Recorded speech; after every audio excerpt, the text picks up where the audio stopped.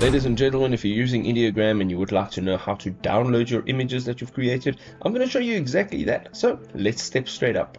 So in order to download your image from Ideogram, we're going to go and we're going to check out our images. So if you go up to the top on the right hand side, you'll see the My Images tab. And once you're in here, you'll see all of the images that you have created. I want to go and download this one over here and show it to my son because he's crazy about Spider-Man. So let's go over to the right hand side and you've got some options. So once you use this drop down menu, you have some options. We're going to go down and we're going to look at download, and the PNG option is a paid option, so you'll need to have a paid plan, but for now we're going to click on JPEG and it's 70% quality. Let's go ahead and download this.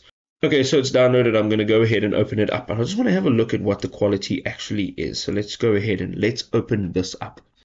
Let's full screen this and you can see that the quality is really not bad. However, you can see down over here on the left hand side, the resolution is 736 by 1312.